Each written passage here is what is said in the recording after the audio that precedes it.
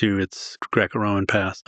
Greek had died out in the West, actually as early as the time of Justinian in the 500s, 560s.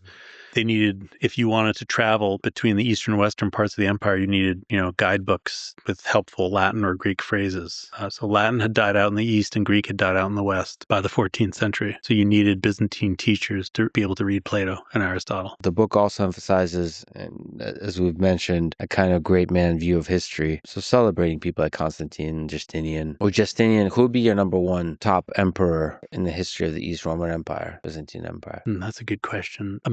Romantically, it's got to be Justinian. He dreams big. He dreams big. He doesn't always get there, but he dreams big. He dreamed and tried to reconquer the Western Roman Empire. I mean, he was a lot of wars of conquest. Yeah. And built the Hagia Sophia. I mean, I think this is, we're interested in the Egyptians because they built the pyramids. We're not interested in the pyramids because they were built by the Egyptians, right? It's like, what is the great thing that your society has created? And I think the Hagia Sophia is that for the Byzantine Empire. I mean, to go in it today is still the closest you can come to the 5th century, and it peel back the imperial splendor of what it must have been like. You can still see it, you can smell it, you can feel it, like it's there. There's actually a really nice video on YouTube of you going from, I think, 50 to 60 years ago. I don't know. Seems like that. It does seem like that. Yeah.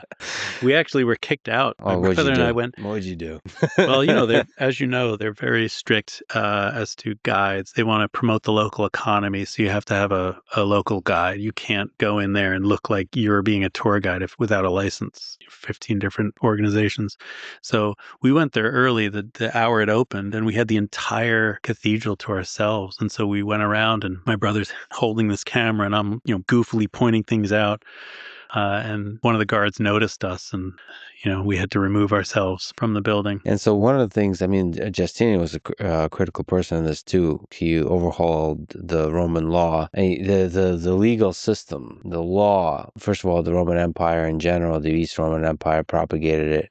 They believed in the law. They held on to the law. That's right.